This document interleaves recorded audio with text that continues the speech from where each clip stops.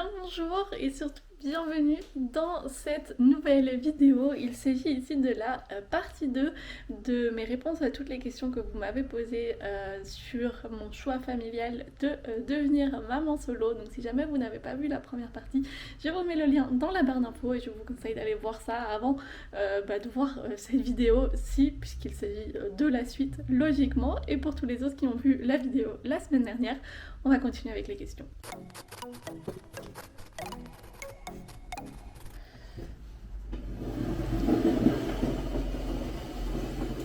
Et on va directement continuer par la question sur laquelle on s'était arrêté du coup dans la dernière vidéo. Combien veux-tu d'écart entre tes enfants et combien en veux-tu, s'il te plaît, smiley avec des cœurs. Alors comme je vous ai dit dans la première vidéo, j'ai eu énormément de mal à tomber enceinte étant donné que j'ai pris 2 ans avant que ça fonctionne. On ne sait toujours pas vraiment pourquoi ça a pris autant de temps, mais une des raisons qui n'ont pas du tout favorisé le fait que je tombe enceinte, c'est que je n'ai que la moitié de mon système reproductif qui fonctionne. Du coup, j'ai une trompe de Fallope qui est bouchée, du coup, j'ai un côté qui produit des ovules, mais ces ovules n'arrivent pas à continuer leur chemin, enfin bref, inatteignable. Du coup, mes chances de tomber enceinte sont déjà divisées approximativement par 2.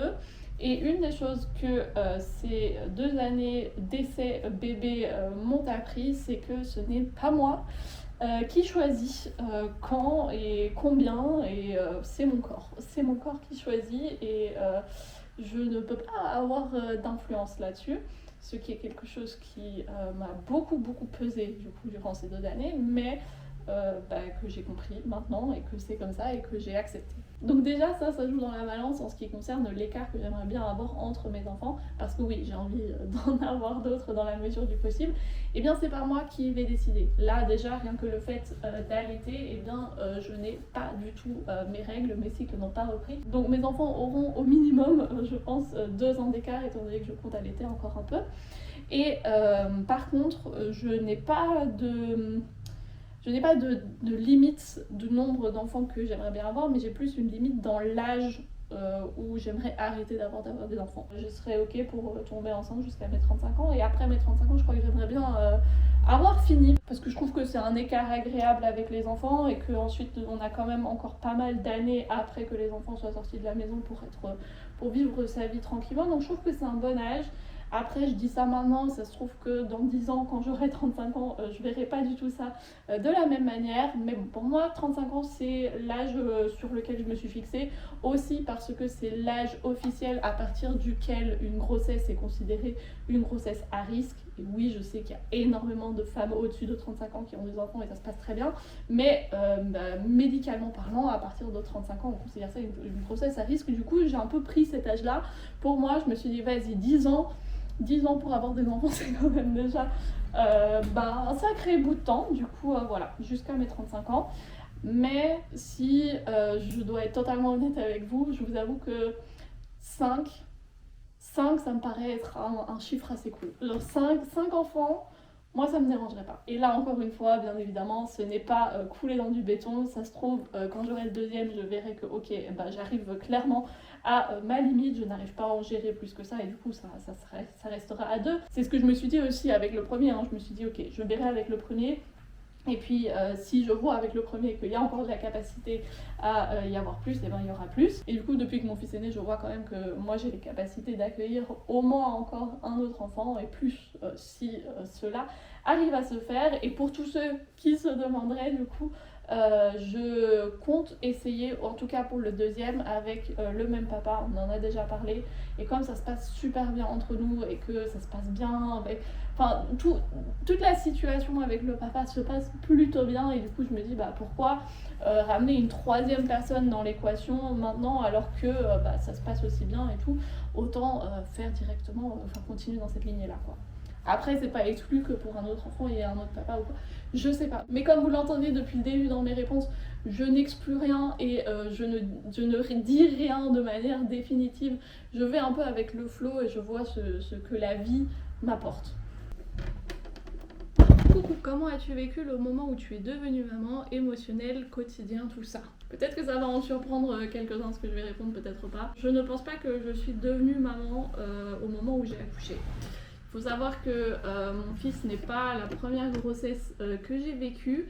Et je pense que je suis devenue maman au moment de cette première grossesse. C'est ce qui explique que durant ces dernières années, j'étais tellement prête parce qu'en fait, je me sentais déjà maman. Mais c'est vrai que ça a été toute une adaptation de passer à une vie toute seule avec juste un chien à une vie avec un nouvel être humain qui a des besoins et des besoins qu'on met clairement avant les siens. Bien sûr que ça a chamboulé un peu le quotidien, mais pour moi personnellement ça s'est super bien passé. Comme je l'ai dit aussi dans mes vlogs, mon postpartum aussi s'est super bien passé. J'ai pas eu de problème de dépression ou quoi, rien du tout. Ça s'est fait tout naturellement. Et je pense que le fait que je sois aussi confiante dans mes choix et dans mes décisions a beaucoup aidé à ce que ça se passe aussi bien et aussi tranquillement. Bon, je n'ai plus de fil dans ma machine à coudre et bien évidemment les fils sont là-bas où le petit est en train de dormir, du coup je vais devoir aller les chercher tout à l'heure, mais ça va me permettre de répondre à une question tranquillement. Comment as-tu abordé la question avec les gens autour de toi? Il y a beaucoup de questions qui sont revenues par rapport à ça, par rapport à l'entourage. Et il y a deux cas. Il y a ma famille et les gens proches de moi, et de l'autre, il y a tous les autres, tout le reste de l'entourage. Et tout le reste de l'entourage, là, c'est plutôt facile. Je m'en fichais complètement. Quand on est adulte, chacun fait sa vie et puis chacun fait ses choix. Et je trouve que, voilà, ça importe peu. De toute façon, même si les gens en parlent, y a pas de... Enfin, ils ont qu'à en parler, quoi. Ça leur fait un truc à raconter à leur table au dîner, c'est cool, mais moi, personnellement, je m'en fiche un peu de la vie des gens comme ça. Par contre, là, ce qui m'importait beaucoup plus, c'était la vie de ma famille et de mes proches, et surtout pour ma famille, donc surtout pour mon papa et ma maman. Je tenais à ce qu'ils le sachent avant que ça n'arrive. Donc j'en ai parlé avec eux 1 ou 2 ans même avant de commencer mon projet d'essayer de tomber enceinte. Donc ils le savaient presque 3 ans avant que je tombe enceinte que j'avais ce projet de devenir maman solo. C'était important pour moi parce que je trouve que ça a un tout autre impact de dire ça c'est mon projet et puis ensuite arriver avec coucou je suis enceinte que coucou je suis enceinte mais ne vous inquiétez pas c'était planifié depuis le début. Genre, je trouve que ça, même si en soi c'est la même chose, je trouve quand même que l'un fait plus réfléchi que l'autre. Et je sais que surtout du côté de ma maman, c'était nécessaire pour qu'elle ne se fasse pas de soucis parce qu'elle aussi a élevé 3 enfants toute seule et du coup elle c'était pas par choix, elle c'était plus par dépit et je sais que c'est une situation qu'elle n'a pas toujours trouvé très agréable et que surtout elle ne souhaitait pas pour ses enfants et surtout pour moi puisque je suis sa seule fille. Mais du coup voilà, c'était important pour moi que mes parents et mes proches sachent que c'est quelque chose, que c'est un choix que j'ai fait et que c'est un choix que j'ai réfléchi et je leur ai donné du coup tous mes arguments et je vous avoue qu'il n'y a pas eu de retour négatif par rapport à ça. Il y a eu beaucoup de questions et d'essayer de comprendre, mais beaucoup d'acceptation aussi. Et je pense que c'est dû au fait que j'ai des parents qui de toute façon acceptent beaucoup de choses et sont très ouverts et je suis très très reconnaissante pour ça. Mais j'ai des parents aussi qui savent à quel point une fois que moi je me suis mis quelque chose en tête et une fois que moi j'ai décidé quelque chose, il n'y a pas de chance pour me faire changer d'avis. Je suis extrêmement têtue et du coup voilà, c'était plus de la courtoisie de ma part de les prévenir plutôt qu'autre chose. Mais vraiment tous mes proches à qui j'en ai parlé avant ont été très compréhensifs et surtout quand je leur expliquais les arguments que j'avais et qu'ils voyaient que c'était pas juste un choix qui m'était venu comme ça du jour au lendemain, mais que c'était réfléchi et que j'avais conscience que ça n'allait pas être facile et que c'était quelque chose d'un peu différent et que je ne le faisais pas tête en l'air, que j'y allais préparer, et bien je crois que ça a rassuré énormément de monde et puis personne n'a remis en question réellement mon choix parce que j'avais cette sécurité. Je pense que ça c'est vraiment un fil conducteur qui se tire à travers les 2 vidéos, c'est le fait que je sois tellement sûre de mes choix. Et bien ça a fait que très peu de gens ont remis ça en question, ça m'a donné moi une assurance qui a fait que j'ai réussi à atteindre mes objectifs et qui fait qu'on a un quotidien qui est très structuré et dans lequel moi je me sens à l'aise parce que juste j'étais sûre de moi. Et je pense que ça aurait été très différent si j'avais des doutes entre temps ou quoi. Donc le fait d'être sûre de moi vraiment ça m'aide beaucoup au quotidien. Regardez qui s'est réveillé beaucoup trop tôt de sa sieste. N'as-tu pas peur que ton enfant te demande pourquoi? Alors non, je n'ai pas du tout peur que mon enfant me demande un jour pourquoi. Je pense que c'est quelque chose dont on va juste parler au quotidien, le fait que notre famille est un peu différente du schéma classique et que c'est rien de grave. Et je pense que si c'est quelque chose que on inclut comme ça dans la discussion du quotidien, ça devient quelque chose de totalement normal. Et en plus de ça, il ne faut pas oublier aussi que lui n'a jamais rien connu d'autre, donc pour lui c'est une situation totalement normale. Moi j'ai vécu un peu la même chose étant donné que mes parents ont divorcé quand j'avais 2 ans. Ce qui fait que pour moi, mes parents n'ont jamais été ensemble.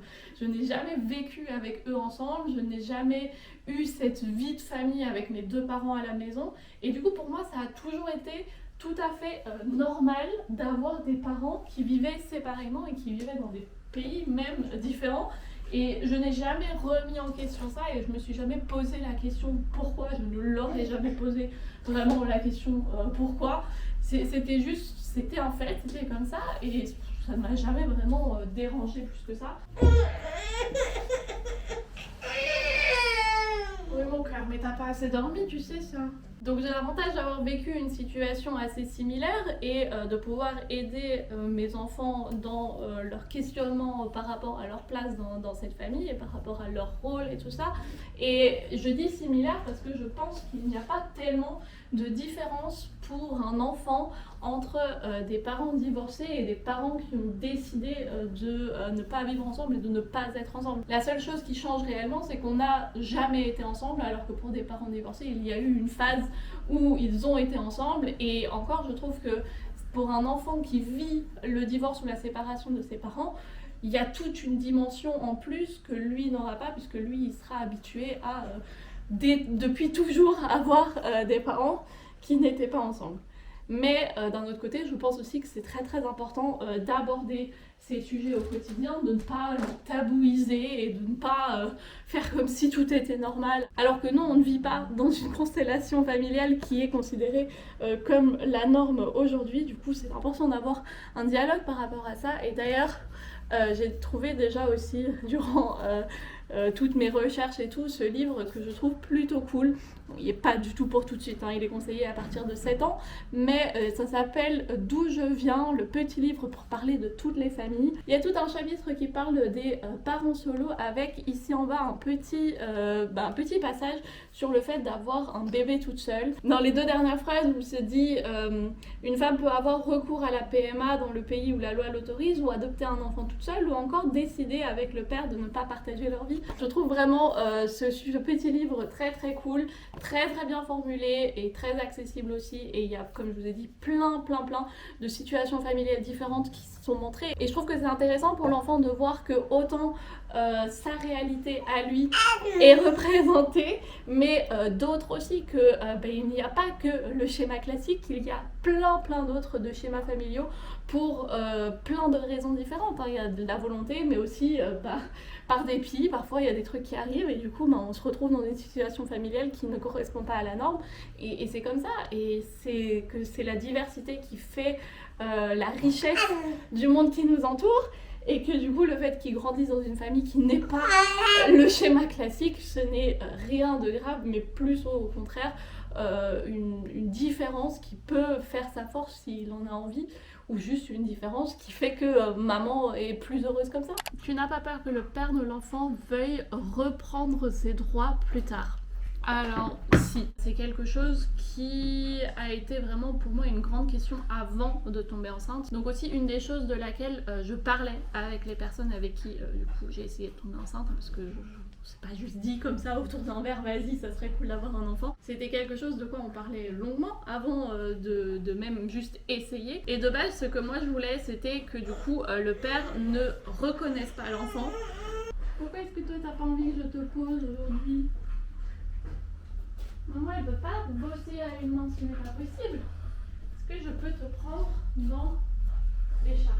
Avec les 2 autres hommes avec qui j'ai essayé d'avoir un enfant, la question ne se posait pas vraiment parce que je leur avais dit que je ne voulais pas qu'ils reconnaissent l'enfant légalement. Ils pouvaient avoir un contact avec l'enfant s'ils voulaient, mais je ne voulais pas qu'ils le reconnaissent. Donc le fait qu'il n'y ait pas marqué dans l'acte de naissance qu'un tel ou un tel est le père de l'enfant, ce qui fait que c'est beaucoup plus compliqué de ensuite reprendre ses droits entre guillemets ou de demander la garde de l'enfant ou quoi. C'était important pour moi parce que du coup étant étudiante en sciences de l'éducation, j'ai dû faire aussi tout un semestre sur la question juridique du droit de la protection de l'enfant, enfin bref, tout ça c'était très chiant, mais ça m'a appris pas mal de choses, entre autres le fait que s'il y a un jugement pour la garde de l'enfant, le juge se décidera dans la plupart des cas pour ce qu'il y a de mieux pour l'enfant. Et dans les croyances et dans les mœurs d'aujourd'hui, c'est malheureusement encore très ancré que la meilleure des choses pour un enfant, c'est d'avoir un papa et une maman. Peu importe le cas familial de l'un ou de l'autre. Donc pour moi c'était important qu'il y ait ça, mais du coup le papa de Léandre avec qui ça a fonctionné du coup au final, pour lui c'était important de reconnaître son fils. Pour lui il m'a dit que ça c'était un truc qui n'était pas vraiment négociable et du coup on était à la première impasse de notre projet. Tu veux encore un biscuit? Tiens, j'en ai encore un. Sauf que, et ça c'est quelque chose que j'apprécie vraiment dans notre relation, c'est qu'on a une super communication. Donc il m'a dit que pour lui c'était quelque chose d'important. Moi je lui ai expliqué mes craintes que j'avais par rapport au fait qu'il reconnaisse l'enfant, parce que du coup je savais que si jamais un jour il voulait avoir la garde de l'enfant, le juge lui accorderait probablement, parce que c'est aussi quelqu'un qui n'a pas de problème dans sa vie, qui est vraiment un type exemplaire, donc aucun juge ne verrait d'inconvénient à lui accorder la garde de l'enfant. Et du coup je lui ai fait part de ses inquiétudes et du coup on en a discuté et on est arrivé à un compromis de dire que moi je lui fais assez confiance qu'il ne fasse pas ça, et tant que tout se passe bien il n'y a pas de raison pour qu'il le fasse, mais que je suis d'accord qu'il reconnaisse son enfant légalement du coup devant l'état civil, mais que du coup s'il faisait ça je voulais qu'il me verse une pension alimentaire pour son fils, parce que si jamais un jour il venait à réclamer le droit à l'enfant et à avoir la garde de l'enfant, je veux au moins que toutes les années avant je n'ai pas été toute seule à me débrouiller financièrement avec ça. Du coup lui aussi il a dû y réfléchir un peu, parce que financièrement parlant ce n'est pas rien de verser une pension alimentaire tous les mois, et du coup on est arrivé à ce commun accord, il était d'accord de faire ça, et du coup il a reconnu l'enfant, tout s'est bien passé, et pour l'instant tout se passe au mieux. Donc voilà, c'est effectivement une crainte que j'avais et que j'ai toujours un peu, qui est juste dans un coin de ma tête et qui pour l'instant ne se manifeste pas vraiment, parce que pour l'instant tout se passe bien, et on l'espère que tout continue à bien se passer, et si jamais c'est pas le cas, on verra à ce moment-là et on avisera à ce moment-là. Voilà, j'ai pas envie d'y penser maintenant parce que ça commence de nouveau à me faire stresser. Je fais une petite pause avec mon linge pour sortir avec le petit et Opium. Pour l'instant, je vais le garder dans le porte-bébé parce que impossible de le poser. 8 mois, clairement. On a l'angoisse de séparation qui nous frappe de plein fouet. La seule autre personne qui peut le prendre actuellement, c'est son papa, parce qu'il le voit assez souvent pour avoir compris que c'était une personne dans laquelle il pouvait avoir confiance. Mais du coup, au quotidien, ce n'est pas forcément facile, ni pour filmer des vidéos, ni pour faire quoi que ce soit d'autre. Mais ce n'est pas grave, ça va nous permettre de répondre à la prochaine question qui est exactement dans le thème: quelle est votre organisation avec le papa de Léandre? Au quotidien, on se voit quand même assez régulièrement, on fait des sorties ensemble. Si jamais j'ai besoin d'une voiture pour aller quelque part, aller chercher quelque chose quelque part, c'est lui qui va nous conduire, etc. Donc vraiment, on se voit assez régulièrement, et du coup comme je vous ai dit ce matin, mais du coup dans la première vidéo, normalement le vendredi ils ont un cours de bébé nageur ensemble. Son père voulait absolument le faire avec lui, et moi du coup je n'y ai pas vu d'inconvénient qu'ils fassent un truc tous les deux, et du coup moi ça me laisse surtout un petit moment pour respirer une fois par semaine. Et aussi depuis 2 semaines, ce qu'on a commencé à faire, parce qu'il est assez grand maintenant et qu'il est plus allaité en journée, c'est que les samedis pour l'instant il passe la journée chez son papa, et moi pendant ce temps là je me pose à la bibliothèque de l'université et je peux m'occuper du montage. D'ailleurs les vendredis quand ils ont leur cours de bébé nageur, je m'occupe de tourner les vidéos, parce que et bien sinon ça ne serait tout bonnement pas possible. Je ne pourrais pas avoir l'activité que j'ai sur YouTube actuellement si son père ne le gardait pas de temps en temps. Ça n'aurait pas été très très grave si je n'avais pas son papa qui était là du coup pour me soutenir de temps en temps. Et bien j'arrêterais tout simplement les vidéos sur YouTube parce que je n'aurais juste pas le temps de le faire, ou bien je diminuerais drastiquement la cadence, mais dû au fait qu'on ait ça et que son père est intéressé à avoir des relations avec son fils et passer du temps avec son fils, que lui aussi ça lui fait du bien et qu'il aime bien faire ça. Tout le monde est gagnant dans cette situation et c'est le seul semblant d'organisation qu'on a. J'imagine qu'une fois qu'il sera plus grand ou qu'il aura un frère ou une sœur, ou enfin bref, dans le temps j'imagine que ça va évoluer et qu'on aura besoin de routines un peu plus fixes, mais pour l'instant vraiment juste on voit, voilà, on voit au quotidien comment ça nous arrange et ça nous va très très bien comme ça. Ah, est-ce que tu veux que j'essaye de te poser, mon amour? Regarde, je peux t'ouvrir le tiroir si tu as envie de regarder ce qu'il y a dans ce tiroir-là. Tu vas regarder? Il y a plein de trucs que tu peux sortir et que maman elle peut ranger après. Le père a-t-il été impliqué dans certaines décisions, prénoms, etc. Alors, je vais me permettre de répondre à une autre question qu'il y a aussi. Il y avait quoi dans ton top 3 de prénoms? Alors, je vais pas vous le dire parce que comme vous l'avez entendu, j'aimerais bien avoir d'autres enfants. Du coup, je vais utiliser ces prénoms pour mes autres enfants. Mais je vous avoue aussi que j'avais beaucoup plus de prénoms de filles que de prénoms de garçons. En prénom de garçon, j'en avais un que j'aimais beaucoup qui était Léon. Je trouve que Léon, c'est trop mignon comme prénom. Et son père était pas trop chaud. Et du coup, je lui ai dit ok, je suis d'accord de changer de prénom de garçon si jamais j'en trouve un autre qui me plaît autant. Et du coup, c'est à ce moment-là que j'ai trouvé Léandre et vraiment ça a été le coup de cœur pour tous les deux. Mais du coup, voilà, il est impliqué.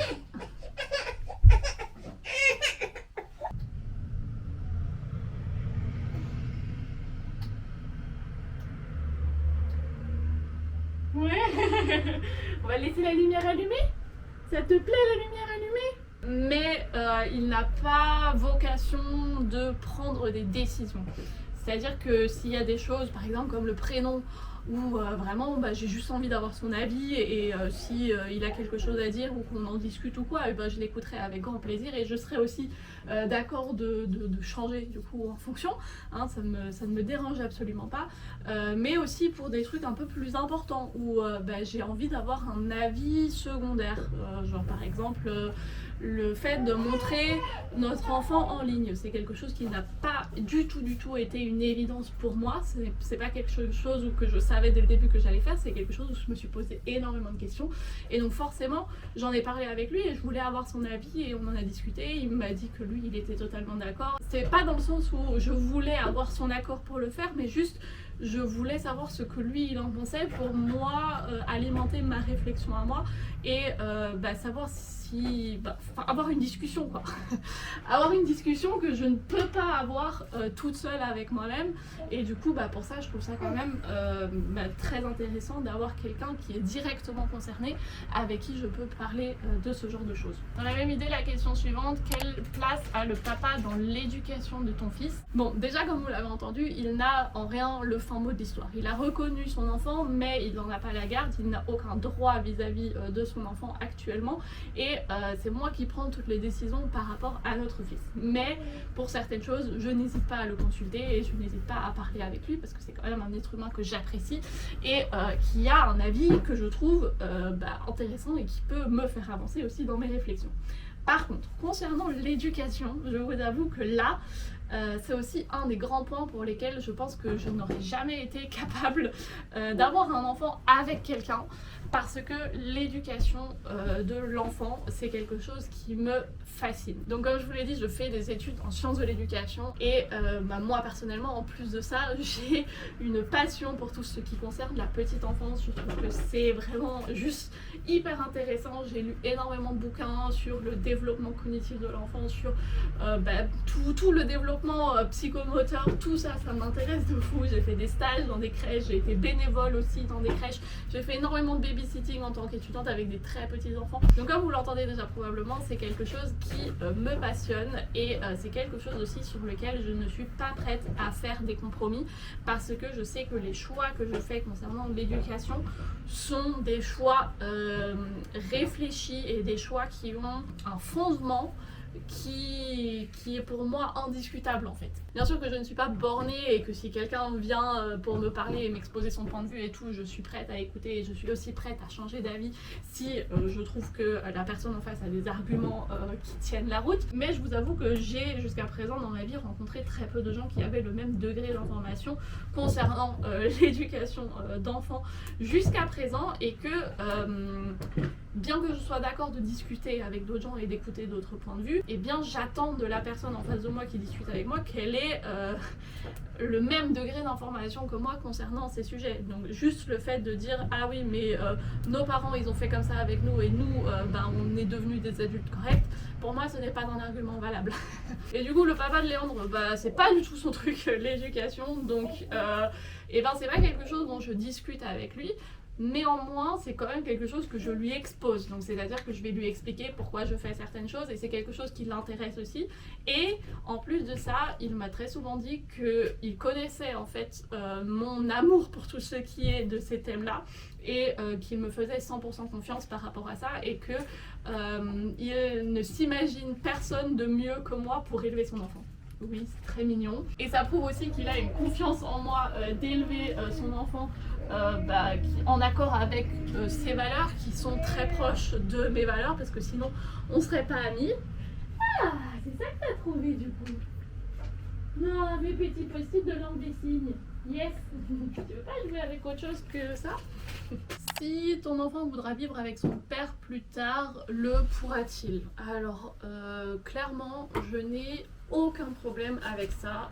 Si lui et son père sont d'accord avec le fait qu'il emménage chez lui, qu'il le fasse. Vraiment, je pense pas que je le prendrais personnellement. Enfin, je dis ça maintenant, pour l'instant, on est encore loin d'y être. Mais je n'aurai aucun problème avec ça parce que je sais que cette décision aura sûrement des raisons qui le concernent lui. Et si c'est son choix, clairement, il pourrait le faire. Mais il pourra faire tous les choix qu'il veut en général. Hein. Moi, par exemple, je suis végane et on mange à la maison, on ne mange pas de viande, on ne mange pas de produits animaux. Mais si jamais un jour il a envie d'être omnivore et de manger tout ce qu'il veut, eh bien moi je n'y opposerai pas du tout. Clairement ce n'est pas à moi de faire ces choix là pour mon enfant et il les fera très bien quand il voudra les faire et qui suis-je pour me mettre en travers de ça. Et bien sûr que le fait qu'il habite chez son papa c'est un truc un peu spécial dans le sens où mon projet est d'être maman célibataire et du coup moi avec les enfants, mais je ne peux pas me mettre en travers de ce qu'il aura décidé. Bien sûr, s'il me dit à 6 ans qu'il a envie de vivre avec son papa, je remettrai un peu en doute sa parole. Mais par contre, si à 15 ans, il me dit « Maman, va te faire foutre, j'ai envie d'aller vivre avec papa » et que son père me dit pas « Non, non, tu gardes cet adolescent à la maison », eh bien, moi, je n'y vois aucun inconvénient. Au contraire, je pense que je serais très contente à 14 ans qu'il ne soit plus mon problème. Sur une note un peu plus sérieuse, je n'ai pas de problème avec ça, mais c'est encore loin d'arriver. Du coup, je me poserai cette question si elle arrive un jour, au moment où elle arrivera. Voici le prix de quelques minutes de silence. Ça va toi là en bas? Hein?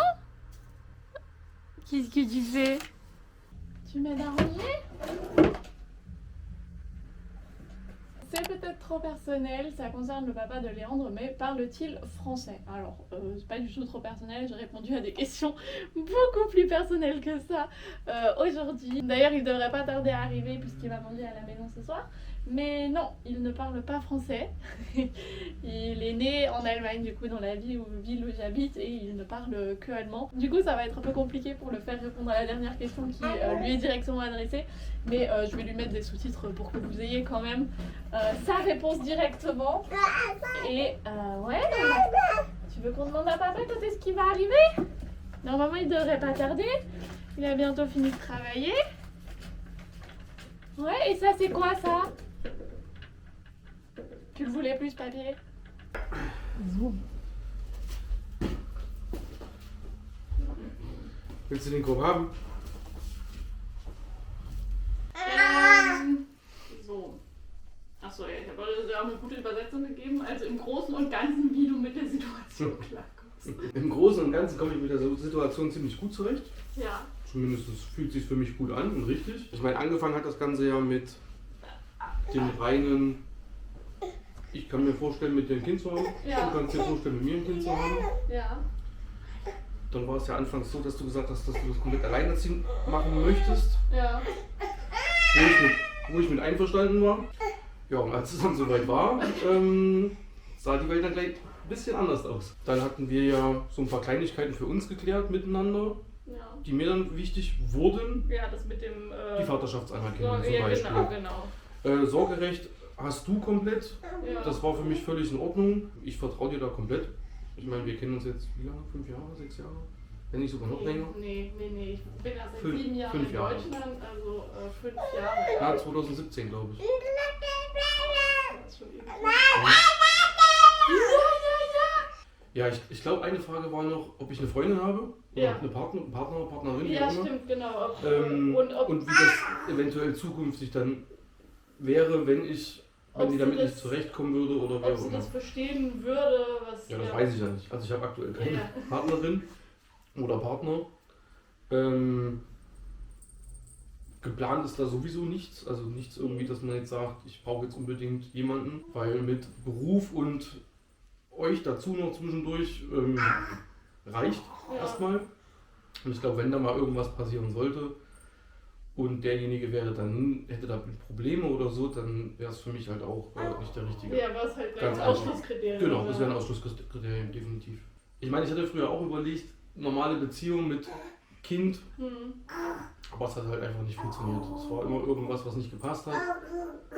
Ja.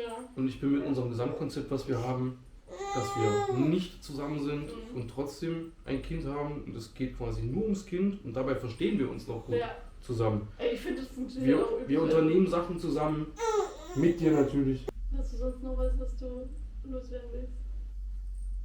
Ich würde gern besser Französisch können. Ja, okay. Aber das ist in deiner. Sonst haben wir irgendwann Probleme mit der Verständigung. Liegt in deinen Händen. Naja. Voilà donc toutes les réponses aux petites questions que vous m'avez posées. Et c'est aussi la fin de cette journée ainsi que la fin de cette vidéo. Ça aura été toute une petite aventure de filmer ça aujourd'hui. Comme vous l'avez vu, c'était pas la journée la plus facile. Mais j'espère que mes réponses vous auront éclairci sur toutes les petites questions que vous aviez. Moi je vous remercie en tout cas d'avoir passé cet agréable moment en notre compagnie. Si jamais cette vidéo vous a plu, n'hésitez pas à me le faire parvenir et pourquoi pas à laisser un petit commentaire. Nous en tout cas on se retrouve normalement dans le courant de la semaine pour un nouveau vlog et peut-être la semaine prochaine pour une nouvelle vidéo. Et d'ici là je vous fais plein de bisous. Au revoir.